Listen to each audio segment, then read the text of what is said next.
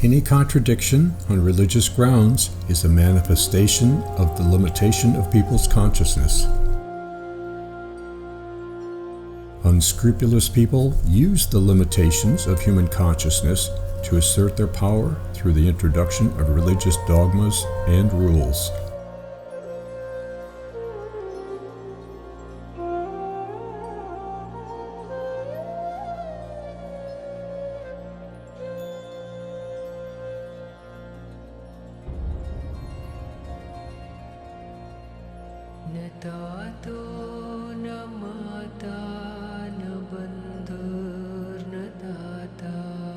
Soon after awakening, the Buddha gave his first sermon to his disciples, in which he laid the foundation on which all his subsequent teaching stands.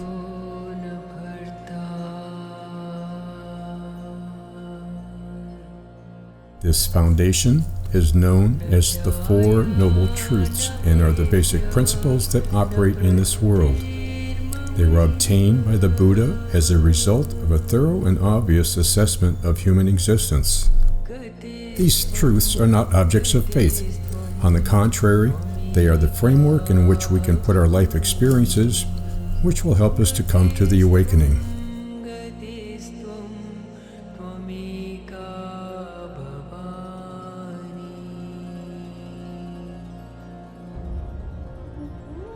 The dukkha is suffering, dissatisfaction, discontent, stress.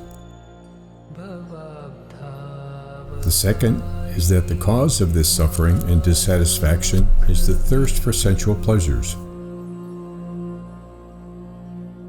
The third is the cessation of dukkha, or suffering by the elimination of this lust.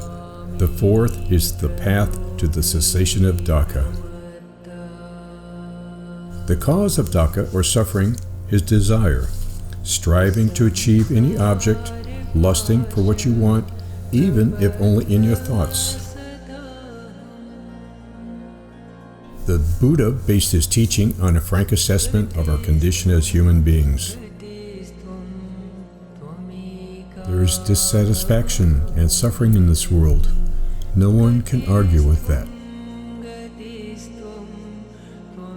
So the real question before us is not a question of God judging how well He created life or the world. This is our question: how well we handle the raw material, life. We either become attached in such a way that we simply continue the cycle of suffering, or we learn to adhere to certain qualities which eliminate thirst and ignorance so that we can grow up without any attachments.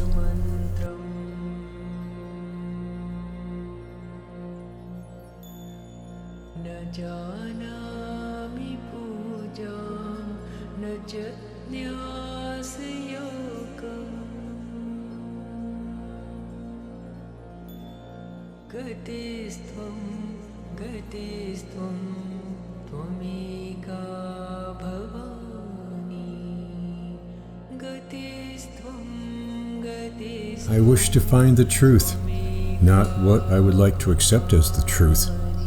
Therefore, I do not bring my personality into this search for truth, and discard my beliefs, conclusions, and desires to escape from unbearable misfortunes.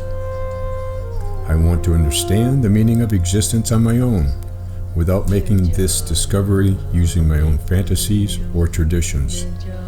I want to discover the truth, whatever it is.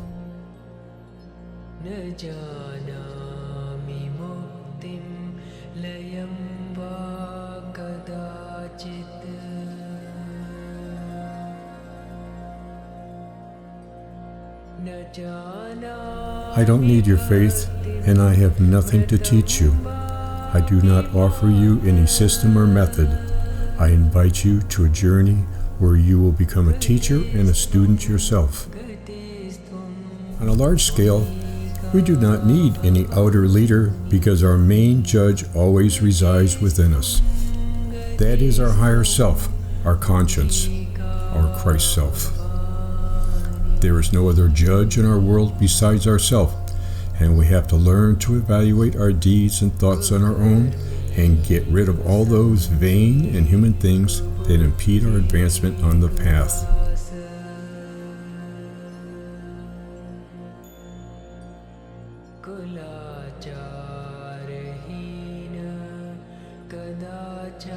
Tell me, how many of us have been talking to our hearts lately? How many of us have tried to understand what our heart is telling us? We are so busy in our lives that we have no time to be alone with ourselves in silence, away from the hustle and bustle for even 5 minutes. Our heart is constantly trying to talk with us, but we do not hear it. We prefer to listen to our friends, acquaintances, to watch television, to listen to our terrible music, or to pick up knowledge from newspapers, books, and magazines.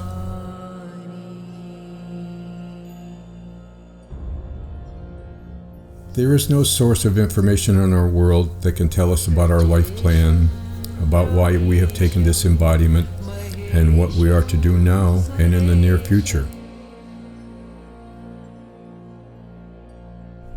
We will not hear about it on the radio.